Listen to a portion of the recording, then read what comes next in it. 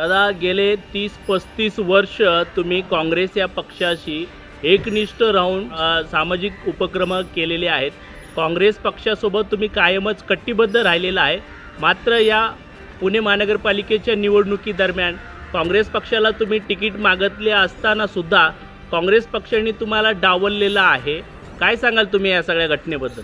ह्यावेळेस आम्ही काँग्रेस हाऊसला मुलाखती दिल्या आणि पक्षनिधी पण दिला, परंतु आमच्याबरोबर विश्वासघात झालेला आहे, आमच्याबरोबर धोका झालेला आहे. आमच्या पक्षश्रेष्ठी जे आहेत यांनी पण आम्हाला सहकार्य केलं नाही, त्याच्यामुळे विश्वासघात झाला.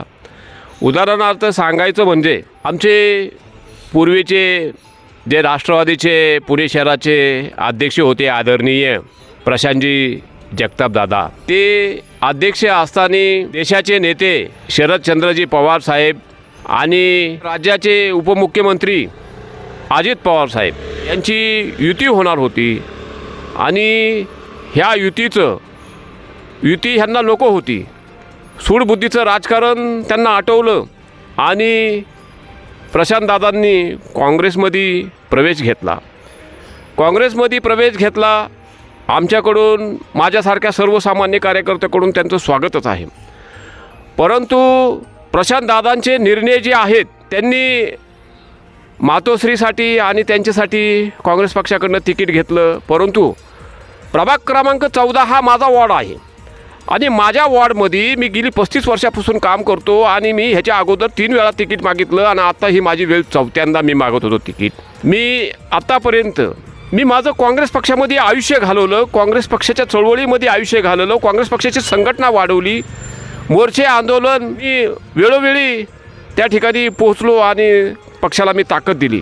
परंतु प्रशांतदादांनी माझा काहीच विचार न करता, ज्याचं काहीच कार्य नाही, ज्या उमेदवारांनी काँग्रेस हाऊसला मुलाखत दिलेली नाही, ज्या उमेदवारांनी त्या ठिकाणी पक्षनिधी दिलेला नाही, अशा उमेदवाराला तिकीट दिलेलं आहे. याची मला शोकांतिका वाटते की प्रशांतदादा हे नेते आहेत आणि नेत्यांनी जुन्या कार्यकर्त्यांना डावलून जर नवीन एखाद्या कार्यकर्त्याला जर तिकीट दिलं तर त्या ठिकाणी काँग्रेस पक्षाचा उमेदवार निवडून येणार कसा? दादांना मी आठवण करून देतो की ज्या वेळेस पुणे महानगरपालिकेमध्ये सभागृह नेते गणेश बीडकर यांची पत्रकार प्रेस कॉन्फरन्स चालू होती आणि त्यावेळेस त्यांनी सांगितलं की संविधान हे अरबी समुद्रात बुडवून टाकू, आणि त्यावेळेस दादा तुम्ही त्यांच्याबरोबर बसले होते आणि मी बाबासाहेब आंबेडकरांचं संविधान तुम्ही समुद्रामध्ये बुडवताय आणि बाबासाहेब आंबेडकरांच्या संविधानावरती पूर्ण देशाचा कारभार चालतोय आणि हे संविधान बुडवणारे आम्ही त्यांना नक्की बुडवून टाकू, अशी ही माझी छाती मी बाबासाहेब आंबेडकरांचा अन्याय आहे. संविधान अरबी समुद्रात बुडवतो म्हटल्यानंतर आम्ही स्वारगेट पोलीस ठाण्याला गेलो आणि दोघांच्या नावाची पोलीस कंप्लेंट केली आणि लगेच दुसऱ्या दिवशी आम्ही कलेक्टर ऑफिसला मोर्चा काढला, मोठ्या प्रमाणामध्ये मोर्चा काढला आणि त्याच्यानंतर पोलीस कारवाई म्हणून त्या ठिकाणी कारवाई झाली गणेश बीडकरवरती आणि त्याच्यामध्ये प्रशांत जगतापांचंही नाव होतं. प्रशांत जगताप दादांचा मी आठवण करून देतो की तुमचा मला फोन आला आणि तुम्ही माझ्या विरोधातली तक्रार मागे घ्या आणि मी असं म्हटलं की संविधान अरबी समुद्रात का बुडवतो असं म्हणणारा सुभाष मी पण आहे. मी तुम्हाला तो व्हिडिओ पाठवतो आणि माझं नाव तुम्ही डिलीट करा. मग ठीक आहे, मी म्हटलं की तुमचं मी नाव डिलीट करतो, मला तो व्हिडिओ पाठवा. ते व्हिडिओ पाठवला आणि मी त्यांचं नाव डिलीट केलं. एक मी काँग्रेसचा सच्चा कार्यकर्ता आणि बाबासाहेब आंबेडकरांचा सच्चा अन्यायी आहे. मी गोरगरिबांचे कामं करतो, मी अनेक लोकांचे कामं केले. तुम्ही ज्यांना तिकीट दिलेलं आहे त्यांचेसुद्धा मी अनेक प्रश्न सोडवलेले आहेत, त्यांना तुम्ही वैयक्तिक कधी पण विचारा. दादा, माझ्यावरती तुम्ही अन्याय केलेला आहे, मी आपल्यावरती 100% नाराज आहे.